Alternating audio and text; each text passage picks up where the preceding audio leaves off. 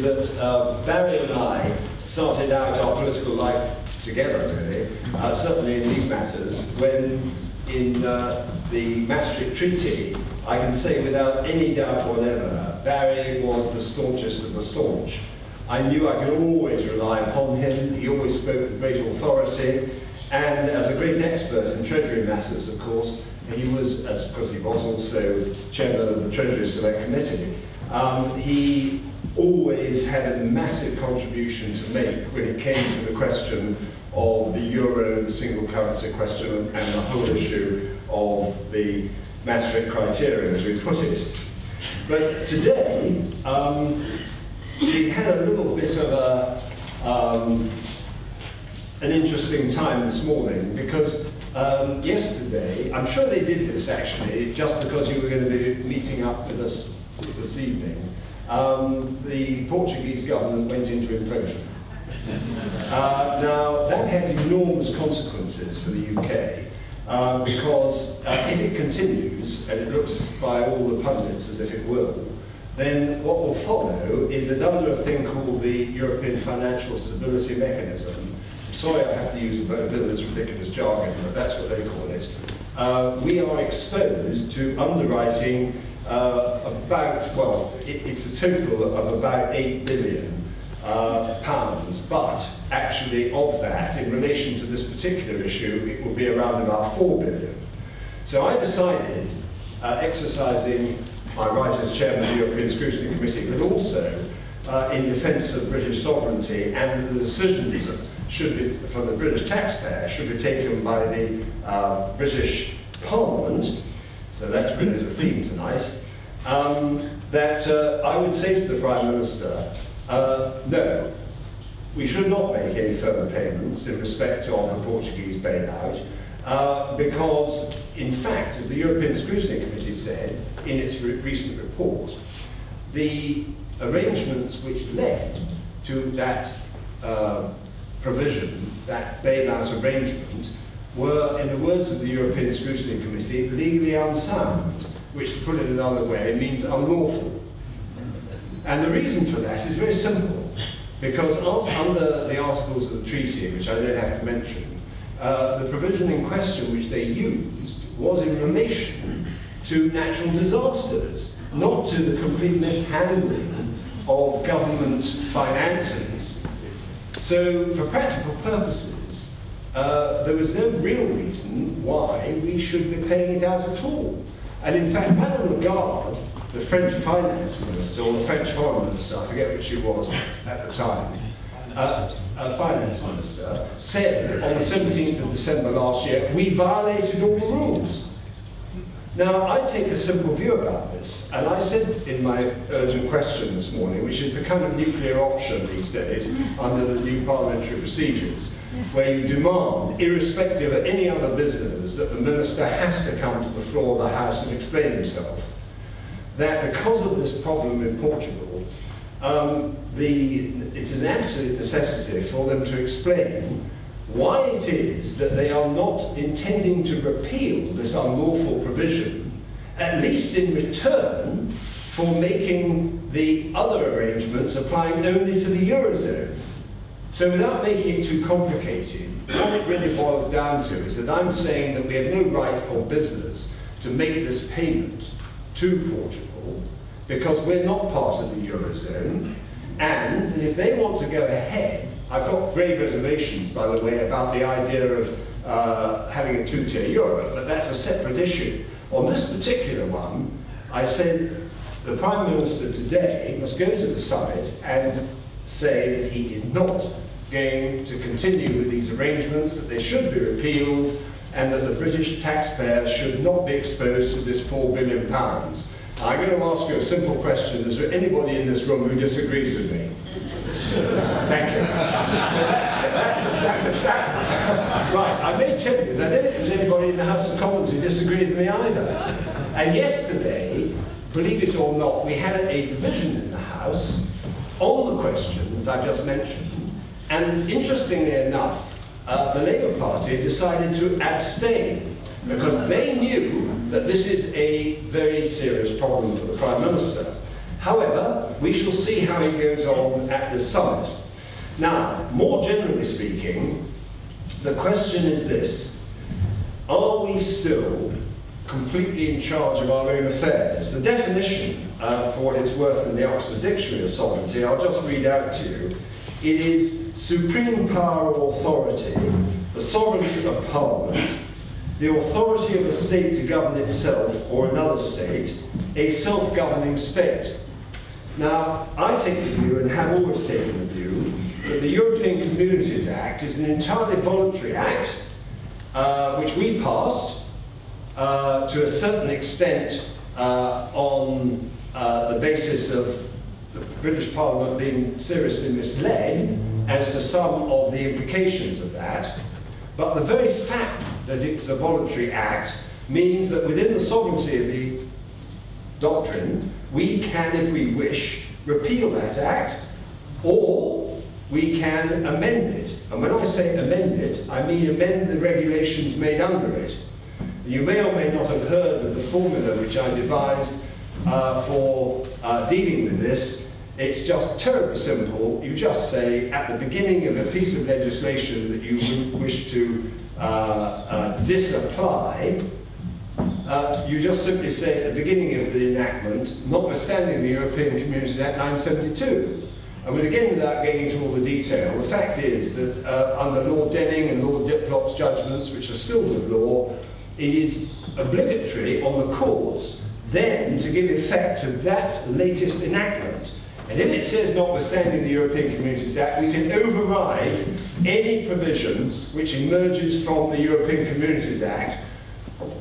The reason being, of course, that within it, it says that we're under an obligation to accept everything that comes from the European Union by way of legislation, and in addition to that, we also have to accept that our courts will enforce it. But if you put those magic words at the front, and you clearly state that you do not want the European Communities Act to apply to a piece of European legislation of whatever kind, from top to bottom, fisheries, whole question of trade, anything you like, European arrest warrants, working time directive, we have the legal capacity to do it.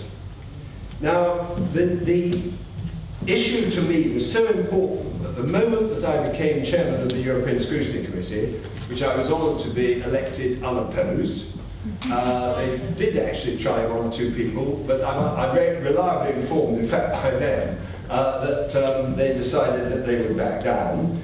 The position is that the whole question of sovereignty was so big, particularly in the aftermath of the Lisbon Treaty. I mean, look here. The Conservative Party has been very disunited over Europe over a long period of time. I don't think it should have been. I think we should have maintained our position from a very, very early stage. But, and certainly since Maastricht, but I wanted to make sure that we could redefine sovereignty in a way that was meaningful. And my first act was to set up the inquiry into the relationship of parliamentary sovereignty to the European Union.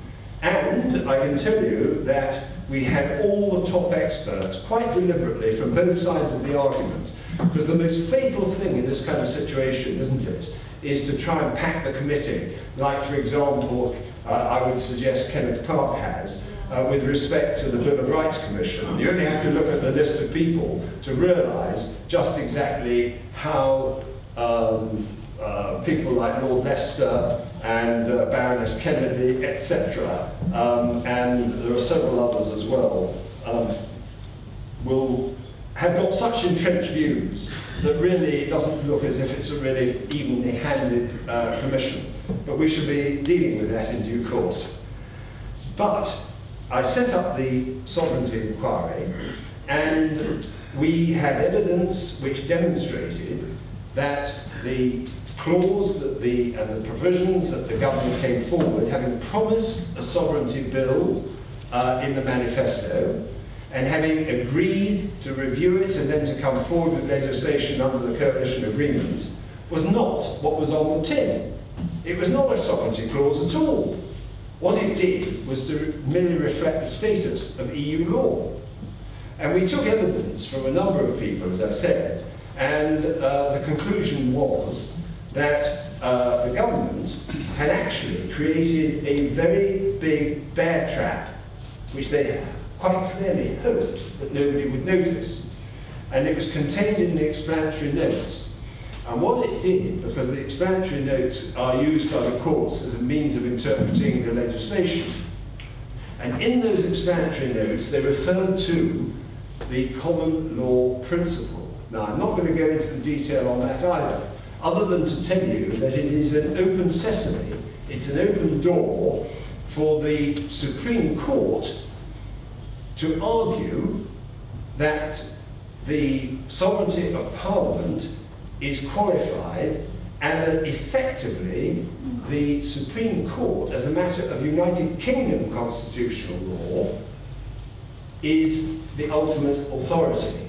Now, I'm not saying the whole of the Supreme Court has said this, but a number of them have. And one in particular, Lord Hope of Craighead, Lady Hale, and when he was on the Supreme Court, Lord Steyne. And they've been quite unequivocal about it, and they fall back on this proposition that they are applying the rule of law. But of course, the rule of law depends upon the rule of which law? And if they, as a matter of English or United Kingdom constitutional law, are applying the European Communities Act, which itself says that all that legislation is binding on the United Kingdom, then quite clearly they have a case. But the real question comes back to what I said earlier, which is that if we say that in our sovereign right as a parliament, on behalf of the people of this country, as members of parliament elected, decide that we will pass legislation inconsistent with the European Communities Act, that is exactly what we can do. And there is nothing that the Supreme Court can or must be allowed to interfere with that proposition. And I've made that case in the House of Commons during the course of the bill. And I have absolutely no doubt whatsoever that that is right, as in a matter of UK law. However, I'm going to ask you another question. If I was to ask you, do you agree that the United Kingdom Parliament is sovereign, what would your answer be? You would say, I imagine, not to lead you into it, yes.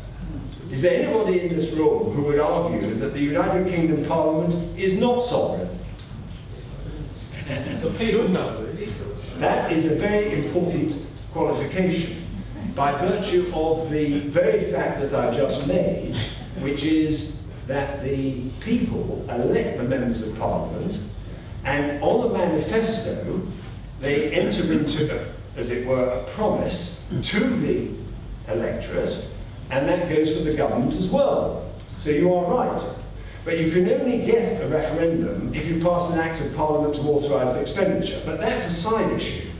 Fundamentally, the people are sovereign, but through their elected representatives, in order to arrive at a point where it is understandable, because you couldn't have everybody deciding all the legislation all the time.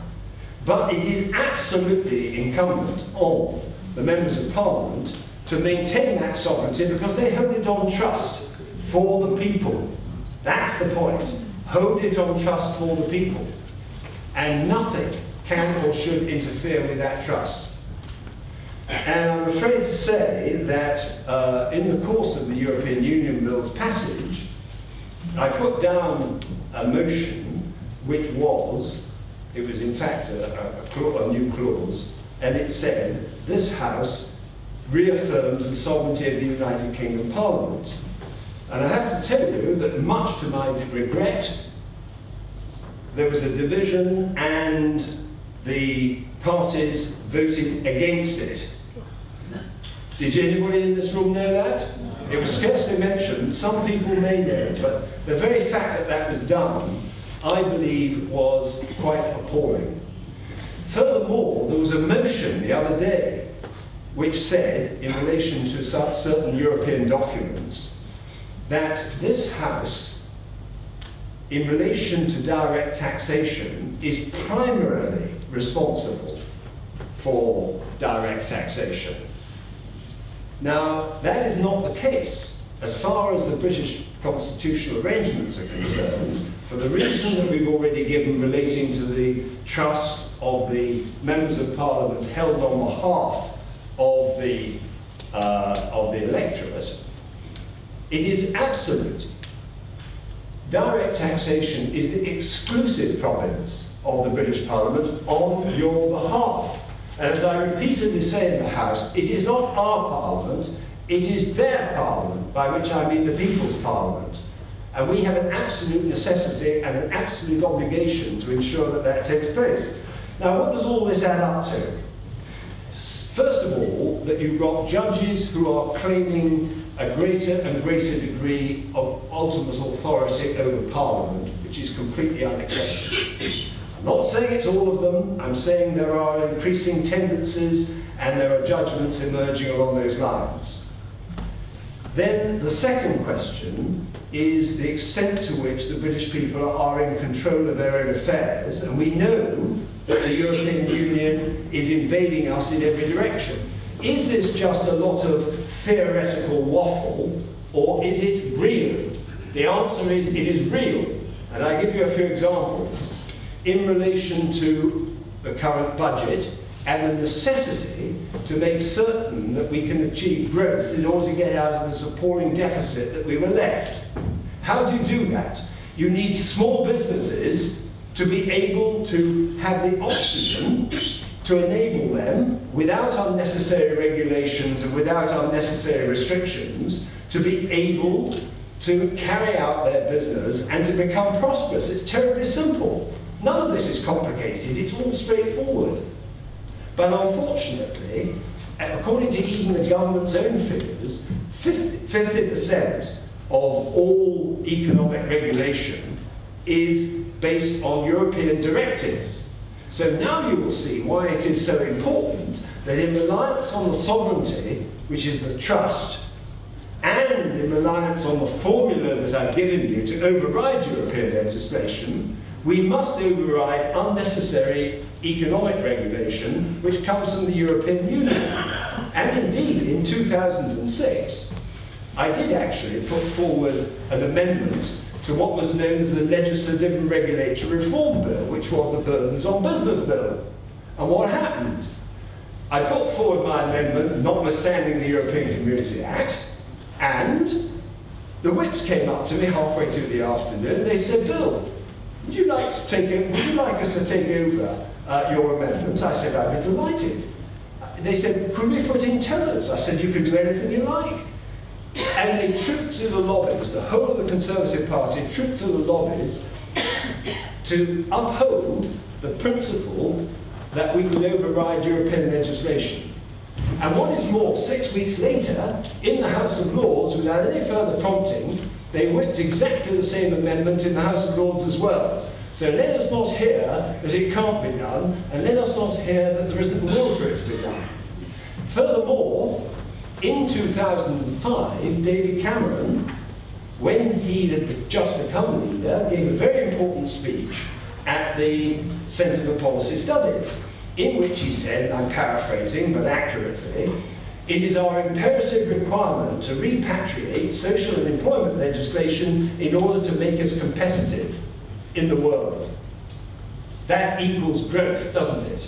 So, that is the commitment that was made then, and of course it's now been overtaken by the coalition. And we now have Nick Clegg, and when we had the Libya statement the other day, I happened to be on my feet and I turned to the Deputy Prime Minister and I said, "And by the way, I will not have any more talk of the refusal to repatriate these laws, because that is what's preventing us from achieving growth to a very significant extent." So there are many, many aspects of this which are nothing to do with the pure abstraction. People love to be able to say that people like me are just engaged in constitutional outrage, or that we're engaged in theoretical abstractions. No, we are not.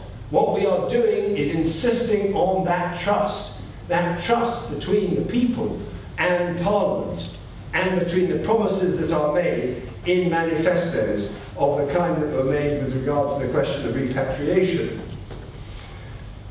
There are also other elements relating to the European Union, which include the fact that they're now moving through the Lisbon Treaty, on which the Conservative Party for the first time was united. I put down something like 140 amendments. The Conservative Party and I were in complete agreement with my friends who are what I call the real Euro-realists, and we combined together, and we all, with the exception, as it happens, just one, Kenneth Clark, and I do respect him for the fact that he is prepared to stand up and be counted. I mean, make no mistake about this. You know, you can't just have everybody agreeing the whole time. He just disagrees, but he disagrees with a degree of honour, because he does disagree, but he was completely outvoted by the votes that we cast.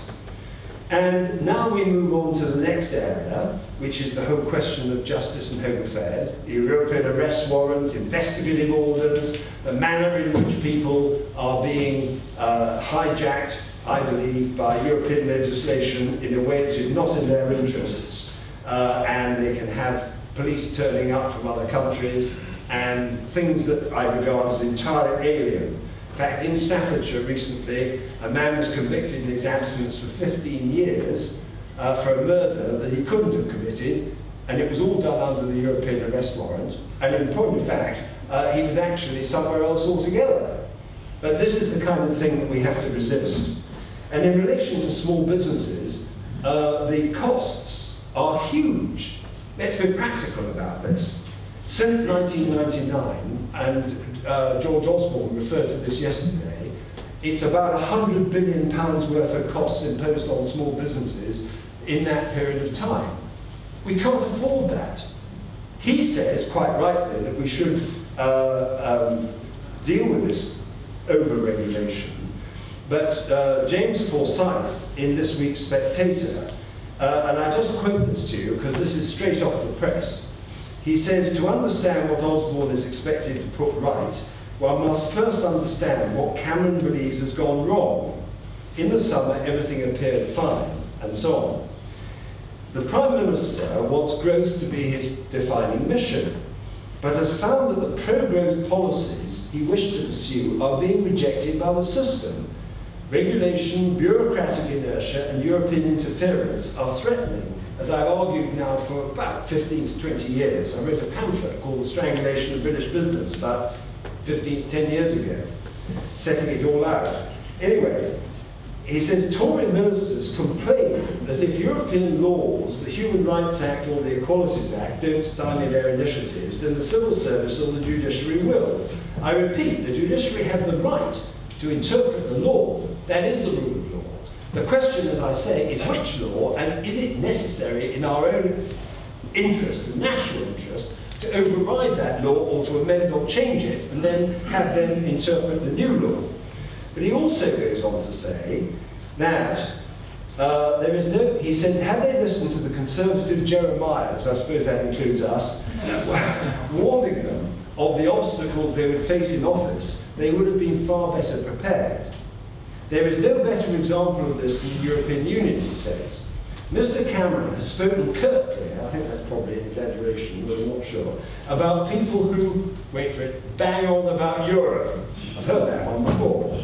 But in office, he has found to his horror, says James Forsyth, that about a third of all government activity is driven by EU directives. It is as if I thought this was rather good, it is as if Brussels is the third member of his coalition.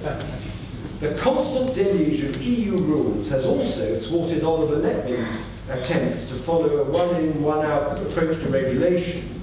And then he says that government that places deregulation at the heart of its pro-growth strategy, this is a serious embarrassment. Then he goes on to deal with the Equalities Act. And I'll just mention briefly, because I think I should bring my remarks to a close, that the Charter of Fundamental Rights, which is included in the legal arrangements for the Lisbon Treaty, carry with it, and I've got it here for anyone who's interested, the derivation of all the provisions that are contained in the Charter of Fundamental Rights. There are pages and pages of them, and many of them come from the European Convention on Human Rights, etc., etc. But the effect, and this is the crucial point, and I debated this personally with Kenneth Clarke in the European Committee 10 days ago, very interesting debate that we had, and it was basically that I was saying the problem with the Charter of Fundamental Rights is that it then gives jurisdiction to the European Court of Justice in enforcing these, and we are exceeding, that is, the European Union is, as they say, acceding to the European Court of Human Rights. And the effect of all this is to turn that into the jurisdiction of the European Court, which brings me back to the necessity to make such provisions we need to bypass those provisions where it is in our national interest to do so. Now, I would also just add that we have also to have a look at the whole question of the European Convention on Human Rights. And although I was delighted that we actually made that motion by, I think it was 235 to 12 or 15, regarding prisoners' votes, I also would say that that was a free vote, and I don't think you can take it for granted that that's what will happen if it is a whip vote, if Kenneth Clarke and the others within the Ministry of Justice insist that we have to comply with the Euro Convention on Human Rights. I personally am deeply worried that, to a great extent, the rule of habeas corpus has been adversely affected in relation to, for example, terrorism, which I could explain in questions if you want me to do so. But fundamentally, I put down a bill on the terrorism side of things the other day to say that the Human Rights Act should not apply to these control orders, but that we must insist that an alleged terrorist, and this is what I regard as fundamental British justice, must be given habeas corpus, due process, and a fair trial. That's the way we've operated for centuries, that's the way we should behave. And I happen to know that the problem of the Human Rights Act, controversial as it is, was in fact, and the repeal of it is a proposal I put forward when I was Shadow Attorney General. We have to be positive as well, of course, and I am deeply worried about the whole business of European economic governance. And I know, and you may have read in the Economist, and I've been saying this, if I may say so, for many years, that the two-tier Europe, the proposals that Chancellor Kohl came forward with, are themselves extremely damaging to the United Kingdom. And unfortunately, although I have some sympathy with their reasons for doing so, the Germans are now increasingly seeking a greater degree of predominance, if not domination, in Europe, which I think is not in Germany's interests, let alone in ours. And I wrote about all that back in 1990, both in a book and a pamphlet. Now we're seeing it in reality, because these proposals being discussed today by David Cameron in the summit, in which the government is acquiescing, is effectively going to create a German Europe. And I think that that is extremely bad for Germany, let alone for everybody else. It's going to give them a far greater degree of control. And I do think, to be positive, that we need to think of alternatives. I wrote a pamphlet called Associated but Not Absorbed, using Churchill's expression some years ago, and I was very glad to see this excellent pamphlet written by Hugo van Randwyk, who may be here for all I know this evening, which I found extremely interesting, where he says, "After all the EU."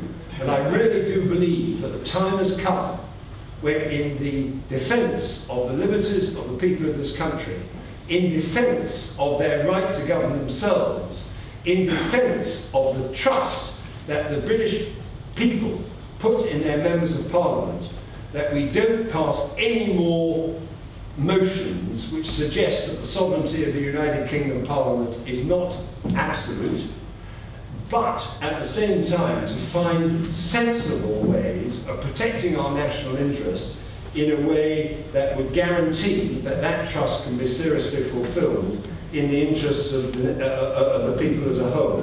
And we must not allow judicial supremacy to become an absolute. They do, of course, have the right to interpret the law. That is what the rule of law means. But just as there is no definition of sovereignty, so in the Constitutional Reform Act of 2005, there is no definition of the rule of law. And that's as it should be, because the question remains, which law? And I say the law that we should be governed by is the law that is decided by the British people for themselves. So I say British laws for British judges, and British judges for British laws. And above all else, the trust of the British people has to be not only residing in its parliament, but actually carried through by its parliament for the people of this country. And to have ourselves governed by majority vote without retaining the right to be able to decide that we will override that legislation is completely inconsistent with the sovereignty of Parliament and, as the gentleman there indicated, the sovereignty of the British people as well. We've been around a long time, and we do and ought to be insistent that we will always get the decisions and judgments right in matters of that kind. And I, for one, will continue to fight that battle without any hindrance whatsoever. I will not be told that we are to be governed by other countries. I do believe that we have the right to continue to govern ourselves, but the most important factor is to retain the trust of the British people, and we will lose that trust if we don't continue to uphold the sovereignty of Parliament. Thank you very much.